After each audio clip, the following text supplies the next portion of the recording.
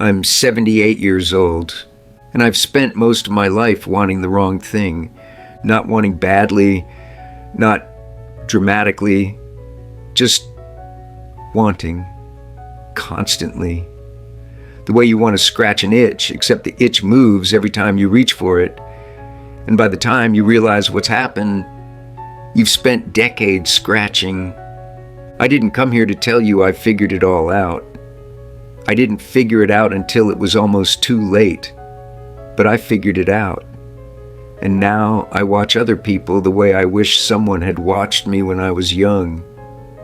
Which is to say, honestly, the dishonesty isn't their fault. It's built in.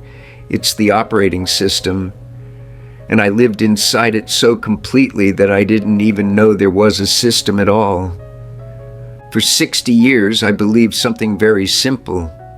I believed that if I wanted something badly enough and I worked hard enough and I got it, then I would finally feel the thing I was supposed to feel: satisfaction, arrival, peace. Not happiness exactly. I wasn't naive, but relief, finally. So I wanted money, then more money. I wanted to be respected, then feared, then beloved. I wanted a house, then a better house, a wife, then to understand that wife, children, then for those children to turn out right. A career that meant something, a legacy, recognition. Each one had a logic to it. Each one felt like the real one, like this was the thing that when achieved would settle the restlessness. The getting was often satisfying. The moment you acquire something you've wanted is real. It's a real moment, but it passes. And before you can even properly feel it, your mind is already reaching for the next thing, and the next, and the next. Thought I was chasing fulfillment. I was actually running from stillness. I spent my 30s and 40s and 50s watching people very carefully. I couldn't help it. I was a manager, then a director. My job was to understand what people wanted and use it. So I watched. I watched a man get the promotion he'd spent 5 years fighting for. Saw him on the day he found out. Real joy. And 2 weeks later, he was already worried about the next one. I watched a woman save every penny for 20 years to buy a house. A real house, not an investment. A home. I was at the party. I saw her stand in the empty living room with her husband, and there was something. Pride. But within 3 months, she was talking about the renovations it needed, the market, what it would be worth in 10 years. I watched a couple marry for love, genuine love. He was the only man she'd ever wanted. She was everything to him. And I watched them year after year bicker about small things because the wanting had morphed. It wasn't the getting anymore. It was the needing to maintain what he'd gotten, to keep her the way he wanted her, to be seen the way he wanted to be seen.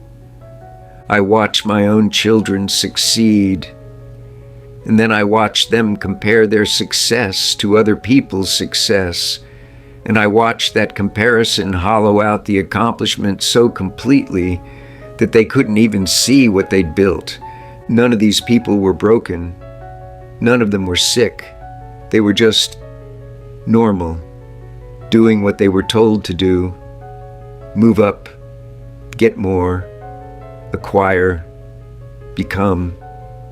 And beneath it all, there was a quiet suffering that nobody talked about. The suffering of never quite arriving, the suffering of every arrival already being obsolete by the time you reach it. I watched this pattern repeat so many times that I stopped thinking of it as tragedy and started thinking of it as design. When I was younger, I read a philosopher named Schopenhauer. I thought he was a pessimist, a crank, someone bitter who'd never actually lived. So he sat in his room making pronouncements about how life is suffering and desire is the root and blah, blah, blah. I remember thinking, this man has never wanted anything. He doesn't understand the meaning of really going after something. I was wrong about that. Schopenhauer had it backwards in my mind. I thought the point was to want better things, bigger things, more meaningful things. And if you got those things, the right things, then the wanting would finally transform into lasting satisfaction. But that's not what he was saying.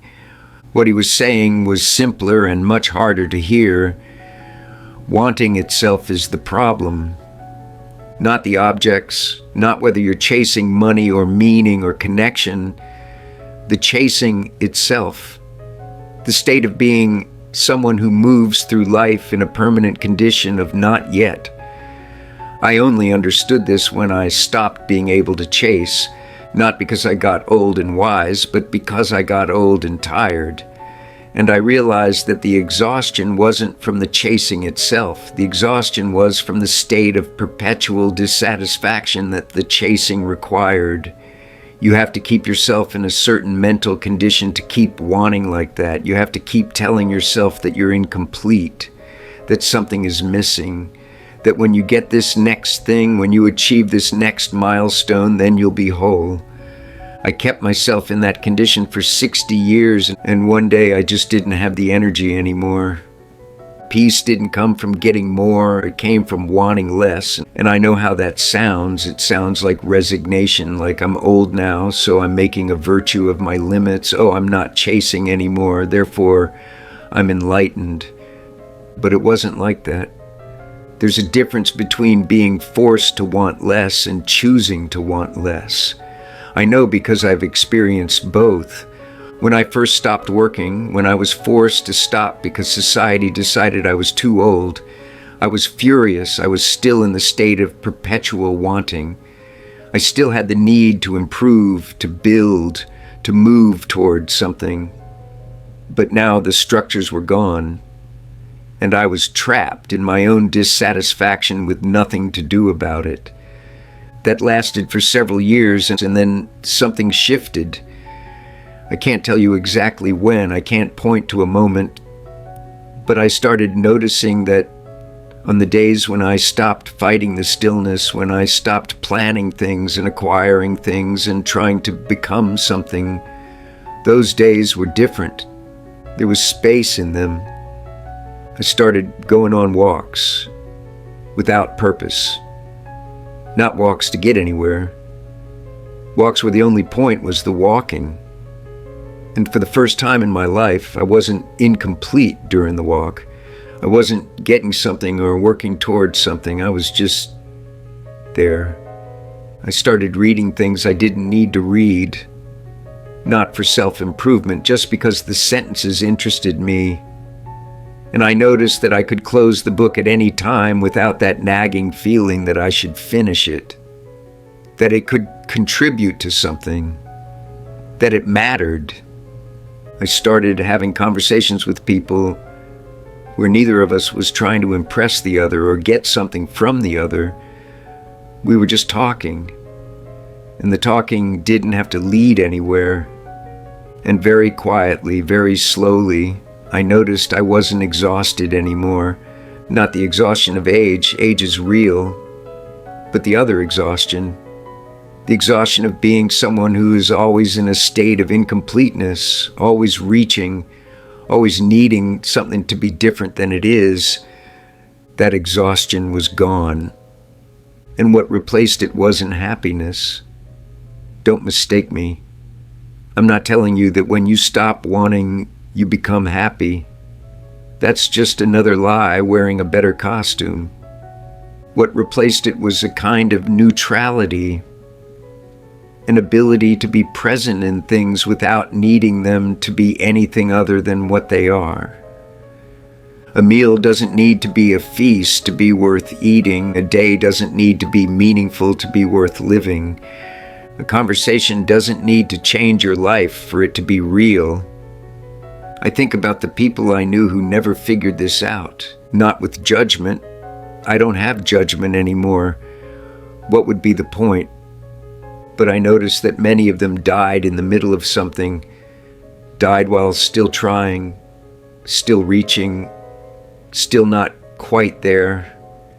And I wonder sometimes if that exhaustion, that perpetual not arriving, if that had anything to do with why they got sick, why their bodies finally just gave up. I don't know. But I know my body feels different now. Lighter. Not because I'm healthier, I'm old. Old bodies have old problems. But lighter in some way that has nothing to do with flesh. Lighter because I'm not carrying the weight of all that incompleteness anymore. I'll be dead in 5 or 10 years, maybe tomorrow. That's the deal at my age, and I won't have achieved anything I set out to achieve when I was 30, and I won't have become anything I thought I needed to become. And it turns out that doesn't matter as much as I was told it would matter. What matters more, what I notice matters more, is that I'm here now, and I can see clearly, and I can be quiet with what I see. There's a reason Schopenhauer lived to be 72, not ancient by today's standards, but he made it far enough to see that what he wrote down when he was younger, it held up.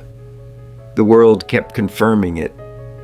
Again and again, every person chasing, every person arriving and immediately moving on to the next arrival, the whole machinery of it.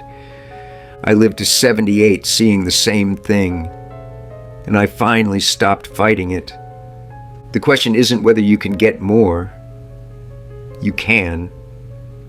The question is, how long are you willing to exhaust yourself, pretending that getting more will finally make the exhaustion stop? How long? Because the answer is available anytime you want it. You don't have to wait until you're old.